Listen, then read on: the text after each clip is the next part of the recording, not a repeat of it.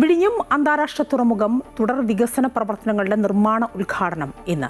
മുഖ്യമന്ത്രി പിണറായി വിജയൻ വൈകിട്ട് 4 മണിക്ക് ഉദ്ഘാടനം നിർവഹിക്കും. അദാനി ഗ്രൂപ്പുമായി 2023 ഏർപ്പെട്ട സപ്ലിമെന്ററി കരാർ പ്രകാരമാണ് തുറമുഖത്തിന്റെ 2, 3, 4 ഘട്ടങ്ങൾ 17 വർഷം മുമ്പേ സംയോജിതമായി തീർക്കുന്നത്.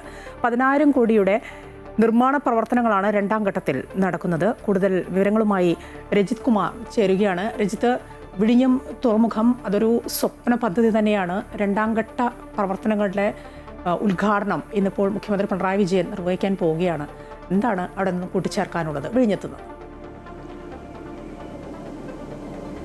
മായ, വൈകിട്ട് 4 മണിക്കാണ് ഇവിടെ ചടങ്ങുകൾ നടക്കുന്നത്. ഏറ്റവും പ്രധാനപ്പെട്ട കാര്യം ഈ വിഴിഞ്ഞം തുറമുഖവുമായി ബന്ധപ്പെട്ടുകൊണ്ട് നമുക്കറിയാവുന്ന കാര്യമാണ്. വിഴിഞ്ഞം തുറമുഖം രാജ്യത്തിൻ്റെ തന്നെ ഏറ്റവും പ്രധാനപ്പെട്ട തുറമുഖങ്ങളിൽ ഒന്ന് തന്നെയായി മാറിക്കൊണ്ട് രാജ്യത്തിൻ്റെയും ഒപ്പം തന്നെ സംസ്ഥാനത്തിൻ്റെയും സാമ്പത്തിക നേട്ടങ്ങളിൽ പ്രധാന പങ്കുവഹിക്കുന്ന ഒരു തുറമുഖം കൂടിയാണ്. 10,000 കോടി രൂപയുടെ പദ്ധതികളാണ് ഈ തുറമുഖവുമായി ബന്ധപ്പെട്ടുകൊണ്ട് നടക്കുന്നത്. നമുക്കറിയാം, 10,000 കോടി രൂപ എന്ന് പറയുമ്പോൾ തന്നെ ഈ 2ാം ഘട്ടത്തിലാണ് ഈ 10,000 കോടി രൂപയുടെ പദ്ധതികൾ നടപ്പാക്കുന്നത്. കഴിഞ്ഞ ആദ്യഘട്ടത്തിൽ 6,000 ചില്ലുവാനം കോടി രൂപയുടെ പദ്ധതികളുമായാണ് വിഴിഞ്ഞം തുറമുഖം പ്രവർത്തനങ്ങൾ ആരംഭിച്ചത്. ആ പ്രവർത്തനം ആരംഭിച്ചതിന് ശേഷം മാത്രം ഏതായാലും ഈ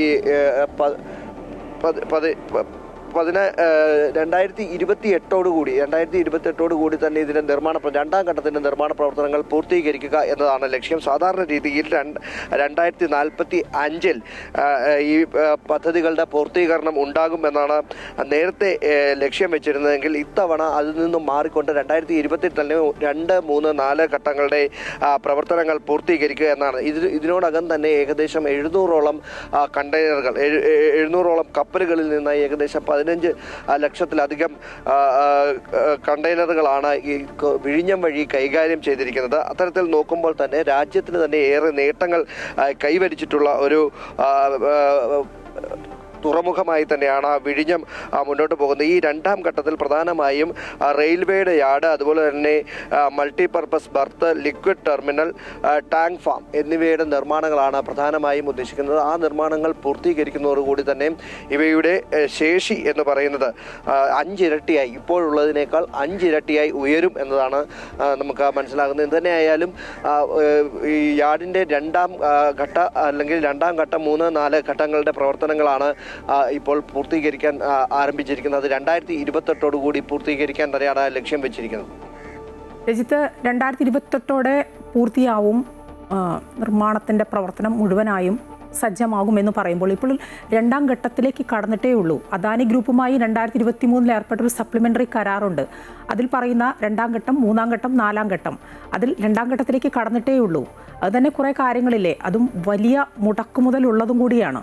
അതുകൊണ്ട് ഈ 2028 എന്നുള്ളത് പ്രതീക്ഷിക്കണോ രജിത്ത്?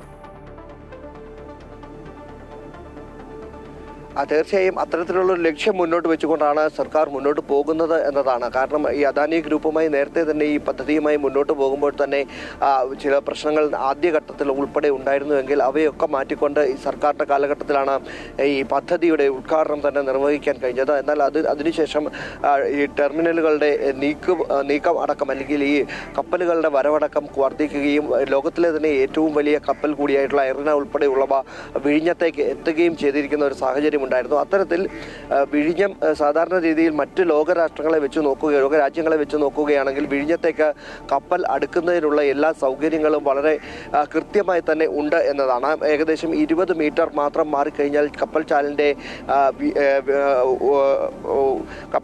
ആഴം അത് വർദ്ധിക്കുകയും ചെയ്യുന്നു. അത്തരത്തിൽ വലിയ കപ്പലുകൾക്കടക്കം അടുക്കാൻ കഴിയുന്ന തരത്തിലാണ് ഇവയുടെ നിർമ്മാണം ആദ്യഘട്ടത്തിൽ തന്നെ പൂർത്തീകരിച്ചിരിക്കുന്നത്. ഇപ്പോൾ ഈ കപ്പൽ അടുക്കുന്ന യാർഡിൻ്റെ നിർമ്മാണമടക്കം 2000 ഉയർത്തുന്ന ഒരു മീറ്ററായി ഉയർത്തുന്ന ഒരു സാഹചര്യമുണ്ട്. അത് ഏകദേശം 8ഓളം കപ്പലുകൾക്ക് ഒരേ സമയം തന്നെ, വലിയ കപ്പലുകൾക്ക് ഒരേ സമയം തന്നെ എത്തി ചരക്കു നീക്കം നടത്താൻ കഴിയുന്ന തരത്തിലേക്കാണ് നിർമ്മാണം പുരോഗമിക്കുന്നത്. പിന്നെ ഇതിൻ്റെ ഒരു പ്രധാനപ്പെട്ട കാര്യം എന്ന് പറയുന്നത് ഈ 3 ഫേസുകളും കൂടി ഒരേ രീതിയിൽ പൂർത്തീകരിക്കാൻ, നേരത്തെ സൂചിപ്പിച്ചതുപോലെ 2045 നേരത്തെ ഇവയുടെ നിർമ്മാണം പൂർത്തീകരണം ലക്ഷ്യം വെച്ചിരുന്നെങ്കിൽ അത് 2028 മണിക്ക് ചുരുങ്ങിയത് എന്ന് സൂചിപ്പിക്കുമ്പോൾ അത്ര കണ്ട് വലിയൊരു ചരക്ക് നീക്കം വിഴിഞ്ഞത്ത് നടക്കുന്നുണ്ട്. ഒപ്പം തന്നെ വിഴിഞ്ഞത്തിൻ്റെയും രാജ്യത്തിൻ്റെയും സംസ്ഥാനത്തിൻ്റെയും സാമ്പത്തിക മേഖലയിൽ അത്ര കണ്ട് വലിയ പങ്ക് വഹിക്കാൻ ഈ വിഴിഞ്ഞം പോർട്ടിന് കഴിയുന്നു എന്നതുകൊണ്ട് തന്നെ ഈ നേരത്തെ തന്നെ വളരെ വേഗത്തിൽ തന്നെ ഇവയുടെ നിർമ്മാണം പൂർത്തീകരിക്കുക എന്നതാണ് ലക്ഷ്യം വെക്കുന്നത്. ആ ലക്ഷ്യത്തോടു കൂടിയാണ് 2028 കൂടി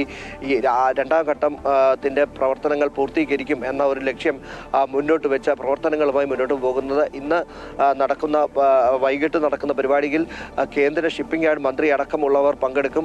തന്നെയായാലും വിഴിഞ്ഞം രാജ്യത്തിന് വലിയൊരു നേട്ടം കൊണ്ടുവരുമ്പോൾ അത് സംസ്ഥാനത്തിനും കൂടി വലിയൊരു നേട്ടം തന്നെയാണ് വരുത്തിവെക്കുന്നത്.